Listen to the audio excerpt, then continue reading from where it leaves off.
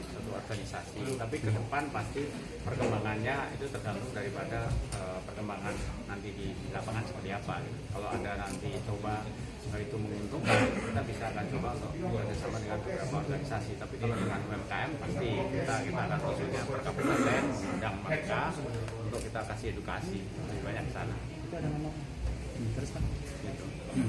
Jadi nanti belum ada ke arah untuk Farmasa belum ya? Belum. Karena ada beberapa perusahaan startup itu yang bekerja sama ke arah situ ya Pak ya. Kita belum gitu ya Pak ya. Belum. Ya. Pak, ini tadi kan terkait dengan capres dari saya. Ya. Ya kan itu tadi kan belum dijelaskan tuh Pak untuk rencana penambahan gudangnya itu apa di seluruh Indonesia. Sebenarnya gudang itu memperbesar kantor yang ada. Jadi 184 ini kan ada kantor yang cuma hanya 300 meter gitu. Jadi ada beberapa kebutuhan customer katakanlah, oh saya butuh di Sorong gitu. 500 ya berarti kita perbesar. Ada butuh lagi mungkin di Lampung, kita kantornya diperbesar. Jadi memperbesar kantor cabang yang sudah ada existing gitu. Yang Itu sudah lebih ada banyak di sana. Jadi kebutuhannya kan biasanya masih 30 meter, 50 meter, tapi ada beberapa yang minta sampai 500. Nah itu kita perbesar gitu. Jadi beriringan dengan jumlah itunya, jumlah customer yang permintaan per masing-masing cabang. Oh, ya, jadi belum bisa ditentukan ini nanti dari daerahnya gudangnya apa ada berapa Belum, sambil jalan sih. sambil berjalan dari situ minat ya. customer lebih banyak ke sana. Kan kita tidak pernah menyiapkan untuk gudang itu kosong, enggak jalan sekali. Kita lebih bagus customer minta di mana kita siapin. Nah, persiapan itu sebentar. Sebentar itu ya Pak ya.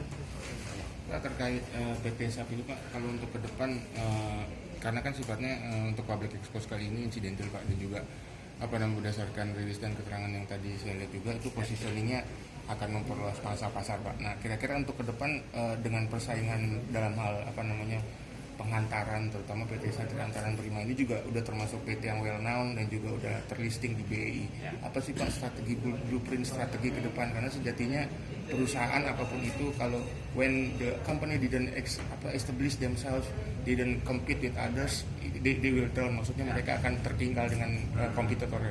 Bisa dijelasin sedikit Pak? Yang pertama adalah karena perusahaan kurir ini kan kuncinya ada di mana? Di services. Jadi kecepatan pengiriman itu pasti diutamakan. Yang biasanya katakanlah kompetitor di Surabaya 4 hari, nah kita bisa 2 hari.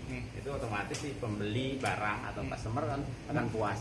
Jadi kecepatan itu yang harus kita benahin di seluruh infrastruktur. Yang kedua adalah jaringan. Ya kalau jaringannya itu benar harus semua cover kecamatan.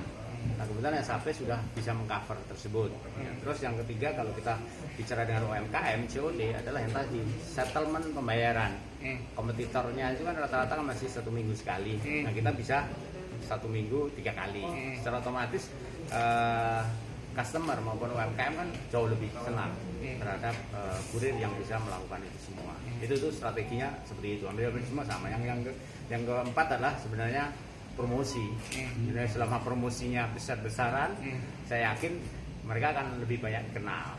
Nah, SAP masih tahap tadi operasional kita benahin, settlementnya kita percepat, jaringannya kita diperluas, promosinya masih menggunakan tradisional istilahnya ya, belum menggunakan lewat media TV dan lain-lain. Gitu. Itu nanti tahap kedua nanti setelah itu. Terkait proses pengantaran nih Pak, bagaimana how come the PT SAP can improve the method of pengantaran? Karena tadi Bapak ngomong pengantaran juga merupakan salah satu yang tepat untuk dalam hal baik itu paket ataupun barang. Karena kan sejatinya juga banyak yang notabene misalnya kayak SMD atau ya kita bilang kompetitor tapi dalam tanda kutip itu kan umum gitu. Nah, strategi khusus apa yang bisa agak sedikit dibocorkan sedikit dengan kali ini Pak? Sebenarnya hampir semua perusahaan kurir itu sama, maksudnya layanannya itu sama, tapi prakteknya yang kadang berbeda. Ya katakanlah Jakarta 1-2 hari gitu. Tapi banyak perusahaan kompetitor itu Jakarta masih 2 hari. Nah, kita coba untuk SAP di Jabodetabek itu 1 hari pengirimannya. Nah, gimana caranya? Ya otomatis yang pertama jumlah kurirnya setiap wilayah itu harus dicukupin, diperbanyak. Sehingga setiap pengiriman itu selalu habis dalam 1 hari. Nah mungkin kompetitor yang lain adalah jumlah kurirnya nggak banyak, sehingga pengiriman hari ini totalnya 100 baru dikirim 70, yang 25 besoknya, berarti 2 hari. Nah kita konsepnya bagaimana setiap pengiriman Jabodetabek 1 hari harus habis. Nah itu strategi seperti itu, sehingga customer kan puas dengan layanan kita. Nah Jawa Jawa itu dulu kita menggunakan udara sama darat kan sama saja sekarang. Dengan dulu kita tawarkan udara, harganya mahal, nyampainya sama. Sekarang di Jawa itu karena ada tol, kita bisa turunkan harga, pengirimannya sama, SLA-nya bisa 2 hari, 3 hari, tapi harganya turun, sehingga customer tambah puas lagi. Nah, strategi seperti itu. Sumatera sampai Palembang juga sama. Sekarang udara sama darat waktunya sama. Kalau udara biayanya mahal, kalau darat biayanya jauh lebih murah. Nah, strategi itu nanti yang akan kita lakukan seperti itu. Mungkin kalau kompetitor masih menggunakan vendor ke Jawa dan ke Sumatera, nah kalau SAP menggunakan truk sendiri, sehingga bisa terjamin barangnya itu on time di setiap titik-titiknya. Jakarta, Semarang, setiap berapa jam ditaruh di kantor Semarang, sampai di Surabaya bisa terukur semuanya. Nah, strategi seperti itu. Terkait brand activation-nya gimana Pak? Karena kan sejatinya ya perusahaan kurir manapun tetap misalnya ya ini di kompetitor banyak yang mengenal ya yang 3 huruf atau yang 4 huruf. Nah, karena kan sejatinya kan dengan adanya public expose incidental ini juga diharapkan bukan hanya publik dan dunia pers yang tahu bahwasannya perkembangan PT SAP itu sudah well done.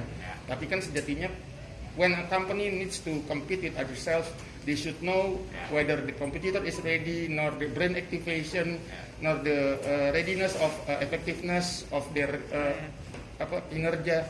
Tapi kan sejatinya brand activation itu perlu. Nah, Bapak melihat brand activation seperti apa? Bosnya marketing ini. Sosial media. Jadi selama ini Pak, memang kami belum melakukan campaign secara above the line strategi ya, kayak teman-teman kompetitor lain. Kami lebih banyak melakukan campaign itu di digital marketing, karena ini lagi-lagi terkait dengan biaya Pak ya. Nah, kalau tadi kami sebutkan, kalau kami ini listed company, jadi budget itu in dan out-nya itu harus dilakukan secara prudent. Nah, untuk melakukan campaign secara above strategi tadi kan butuh dana yang benar-benar besar, dapat kami pertanggungjawabkan. Nah, untuk itu kami harus benar-benar kreatif dengan strategi marketing kami. Jadi saat ini kami lebih aktif di digital marketing, lewat internet, lewat sosial media, seperti itu sih strategi kami. Jadi brand activation itu dalam tanda kutip untuk tahap awal mungkin ya Pak, lebih ke digital marketingnya. Betul. Nah, terkait nanti perkembangan ke depannya gimana Pak? Apakah mesti tahu dulu dengan ada digital marketing ini well done atau berhasil, baru dikembangkan brand activation seperti kompetitor atau gimana Pak? Ya, kami ada alat ukurnya, memang ada parameter-parameter untuk keberhasilan campaign kami digital marketing. Tentu saja kita bisa lakukan itu kalau memang kedepannya memungkinkan begitu, terutama dari sisi budgetnya. Oh gitu. Oke.